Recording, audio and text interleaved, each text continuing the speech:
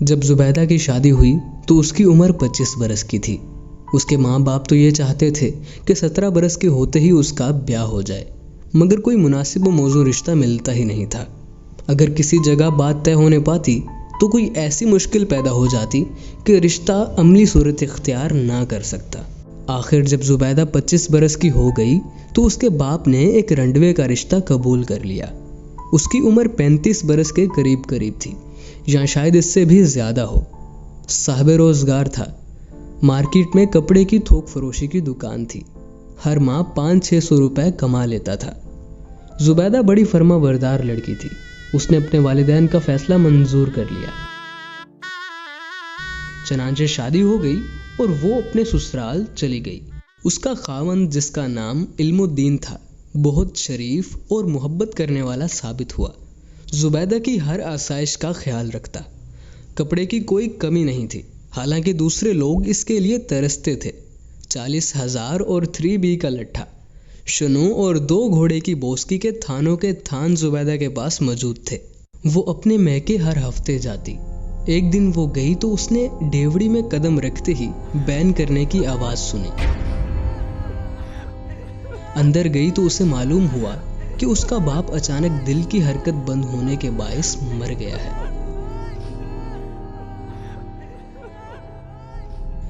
اب زبیدہ کی ماں اکیلی رہ گئی تھی، گھر میں سوائے ایک نوکر کے اور کوئی بھی نہیں تھا۔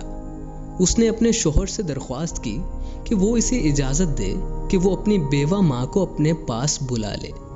علم الدین نے کہا، اجازت لینے کی کیا ضرورت تھی؟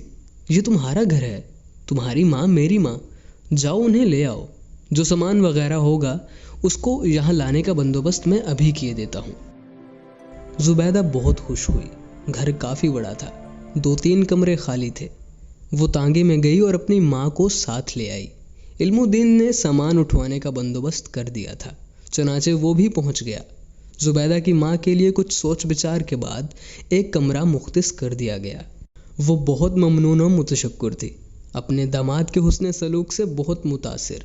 اس کے جی میں کئی مرتبہ یہ خواہش پیدا ہوئی کہ وہ اپنا سارا زیور جو کئی ہزاروں کی مالیت کا تھا اس کو دے دے، کہ وہ اپنے کاروبار میں لگائے اور زیادہ کمائے، مگر وہ طبعاً کنجوس تھی۔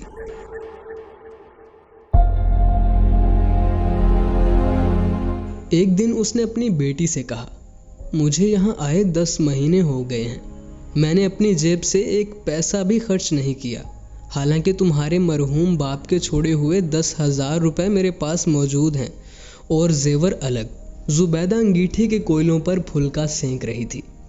ماں، تم بھی کیسی باتیں کرتی ہو؟ کیسی ویسی میں نہیں جانتی، میں نے یہ سب روپے علم الدین کو دے دیے ہوتے، مگر میں چاہتی ہوں کہ تمہارے کوئی بچہ پیدا ہو تو یہ سارا روپیہ اس کو تحفے کے طور پر دوں۔ زبیدہ کی ماں کو اس بات کا بڑا خیال تھا کہ ابھی تک بچہ پیدا کیوں نہیں ہوا۔ شادی ہوئے قریب 2 برس ہو چکے تھے، مگر بچے کی پیدائش کے آثار ہی نظر نہیں آتے تھے۔ وہ اسے کئی حکیموں کے پاس لے گئی، کئی موجوں نے کئی صفوف، کئی قرض اس کو کھلوائے، مگر خاطر خواہ نتیجہ برآمد نہ ہوا۔ آخر اس نے پیروں فقیروں سے رجوع کیا، ٹونے ٹوٹ کے استعمال کیے گئے، تعویذ دھاگے بھی، مگر مراد بر نہ آئی۔ زبیدہ اس دوران میں تنگ آ گئی۔ ایک دن چنانچہ اس نے اکتا کر اپنی ماں سے کہہ دیا، چھوڑو اس قصے کو، بچہ نہیں ہوتا تو نہ ہو۔ اس کی بوڑھی ماں نے منہ بسور کر کہا، بیٹا، یہ بہت بڑا قصہ ہے، تمہاری عقل کو معلوم نہیں کیا ہو گیا ہے، تم اتنا بھی نہیں سمجھتی کہ اولاد کا ہونا کتنا ضروری ہے، اسی سے تو انسان کی زندگی کا باغ سدا ہرا بھرا رہتا ہے۔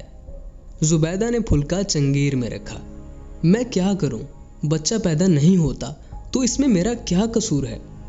بڑھیا نے کہا، قصور کسی کا بھی نہیں بیٹی، بس صرف اللہ کی مہربانی چاہیے۔ زبیدہ اللہ میاں کے حضور ہزاروں مرتبہ دعائیں مانگ چکی تھی کہ وہ اپنے فضل و کرم سے اس کی گود ہری کرے، مگر اس کی ان دعاؤں سے کچھ بھی نہیں ہوا تھا۔ جب اس کی ماں نے ہر روز اس سے بچے کی پیدائش کے متعلق باتیں کرنا شروع کی تو اس کو ایسا محسوس ہونے لگا کہ وہ بنجر زمین ہے جس میں کوئی پودا اگ ہی نہیں سکتا۔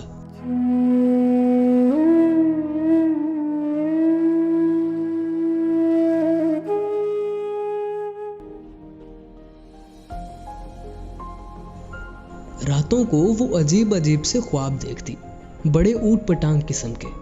کبھی یہ دیکھتی کہ وہ لکو دک صحرا میں کھڑی ہے، اس کی گود میں ایک گل گوتھنا سا بچہ ہے جسے وہ ہوا میں اتنے زور سے اچھالتی ہے کہ وہ آسمان تک پہنچ کر غائب ہو جاتا ہے۔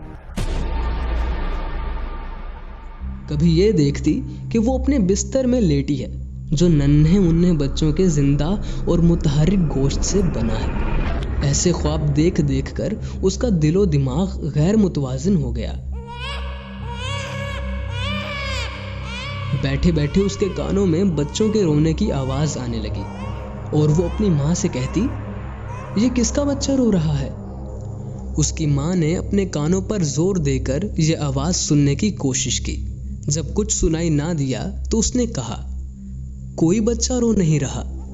نہیں ماں، رو رہا ہے، بالکل رو رو کے ہلکان ہوئے جا رہا ہے۔ اس کی ماں نے کہا، یا تو میں بہری ہو گئی ہوں یا تمہارے کان بجنے لگے ہیں۔ زبیدہ خاموش ہو گئی، لیکن اس کے کانوں میں دیر تک کسی نوزائیدہ بچے کے رونے اور بلکنے کی آوازیں آتی رہیں۔ اس کو کئی بار یہ بھی محسوس ہوا کہ اس کی چھاتیوں میں دودھ اتر رہا ہے۔ اس کا ذکر اس نے اپنی ماں سے نہ کیا، لیکن جب وہ اندر اپنے کمرے میں تھوڑی دیر آرام کرنے کے لیے گئی تو اس نے قمیض اٹھا کر دیکھا کہ اس کی چھاتیاں ابھری ہوئی تھیں۔ بچے کے رونے کی آواز اس کے کانوں میں اکثر ٹپکتی رہی، لیکن وہ اب سمجھ گئی تھی کہ یہ سب وہم ہے۔ حقیقت صرف یہ ہے کہ اس کے دل و دماغ پر مسلسل ہتھوڑے پڑتے رہے ہیں کہ اس کے بچہ کیوں نہیں ہوتا، اور وہ خود بھی بڑی شدت سے وہ خلا محسوس کرتی ہے جو کسی بیاہی عورت کی زندگی میں نہیں ہونا چاہیے۔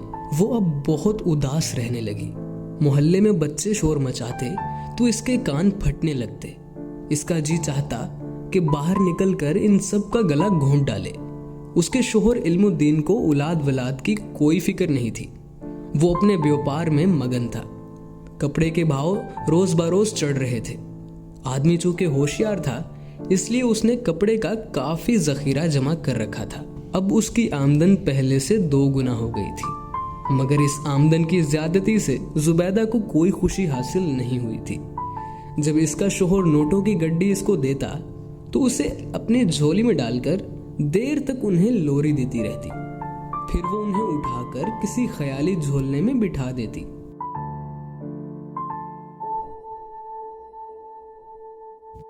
ایک دن علم الدین نے دیکھا کہ وہ نوٹ جو اس نے اپنی بیوی کو لا کر دیے تھے دودھ کی پتیلی میں پڑے ہیں۔ وہ بہت حیران ہوا کہ یہ کیسے یہاں پہنچ گئے۔ چنانچہ اس نے زبیدہ سے پوچھا، یہ نوٹ دودھ کی پتیلی میں کس نے ڈالے؟ زبیدہ نے جواب دیا، بچے بڑے شریر ہیں، یہ حرکت انہی کی ہوگی۔ علم الدین بہت متحر ہوا، لیکن یہاں بچے کہاں ہیں؟ زبیدہ اپنے خاوند سے کہیں زیادہ متحر ہوئی۔ کیا ہمارے ہاں بچے نہیں؟ آپ بھی کیسی باتیں کرتے ہیں، ابھی اسکول سے واپس آتے ہوں گے، ان سے پوچھوں گی کہ یہ حرکت کس کی تھی۔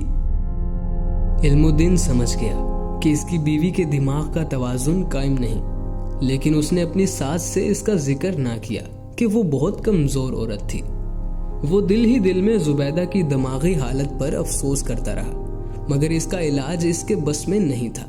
اس نے اپنے کئی دوستوں سے مشورہ کیا، ان میں سے چند نے اس سے کہا کہ پاگل خانے داخل کرا دو، مگر اس کے خیال ہی سے اسے وحشت ہوتی تھی۔ اس نے دکان پر جانا چھوڑ دیا، سارا وقت گھر رہتا اور زبیدہ کی دیکھ بھال کرتا کہ مبادا وہ کسی روز کوئی خطرناک حرکت کر بیٹھے۔ اس کے گھر پر ہر وقت موجود رہنے سے زبیدہ کی حالت کسی قدر درست ہو گئی، لیکن اس کو اس بات کی بہت فکر تھی کہ دکان کا کاروبار کون چلا رہا ہے، کہیں وہ آدمی جس کو یہ کام سپرد کیا گیا ہے غبن تو نہیں کر رہا۔ اس نے چنانچہ کئی مرتبہ اپنے خاوند سے کہا، دکان پر تم کیوں نہیں جاتے؟ علم الدین نے اس سے بڑے پیار کے ساتھ کہا، جانم میں کام کر کے تھک گیا ہوں، اب تھوڑی دیر آرام کرنا چاہتا ہوں۔ مگر دکان کس کے سپرد ہے؟ میرا نوکر ہے، وہ سب کام کرتا ہے۔ کیا ایماندار ہے؟ ہاں بہت ایماندار ہے، دمڑی دمڑی کا حساب دیتا ہے۔ تم کیوں فکر کرتی ہو؟ زبیدہ نے بہت متفکر ہو کر کہا، مجھے کیوں فکر نہ ہوگی، بال بچے دار ہوں، مجھے اپنا تو کچھ خیال نہیں، لیکن ان کا تو ہے۔ یہ آپ کا نوکر اگر آپ کا روپیہ مار گیا تو یہ سمجھیے کہ بچوں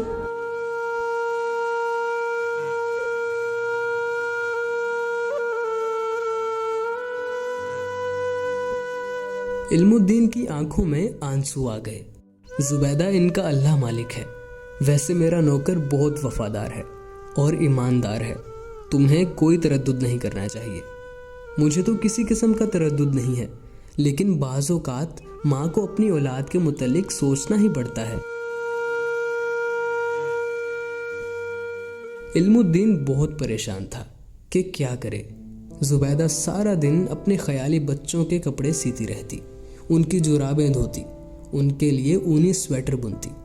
کئی بار اس نے اپنے خاوند سے کہہ کر مختلف سائز کی چھوٹی چھوٹی سینڈلیں منگوائیں، جنہیں وہ ہر صبح پولش کرتی تھی۔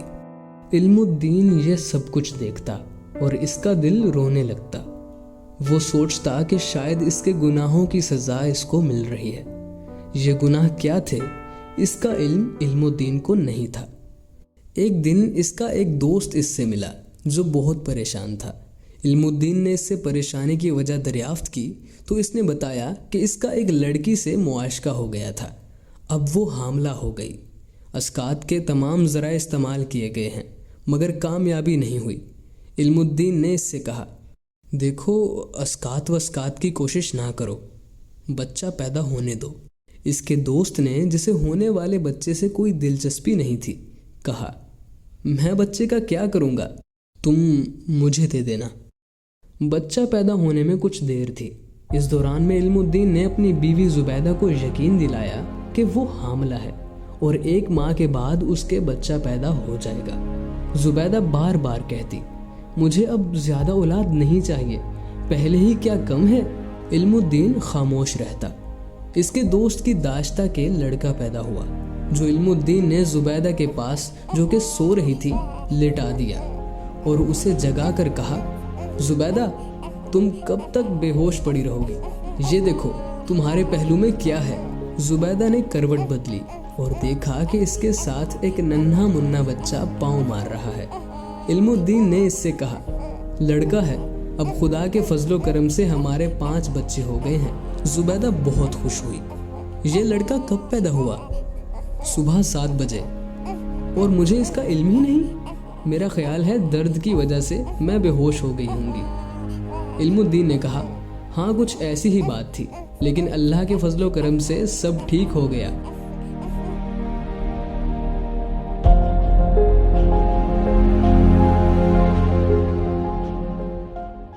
دوسرے روز جب علم الدین اپنی بیوی کو دیکھنے گیا تو اس نے دیکھا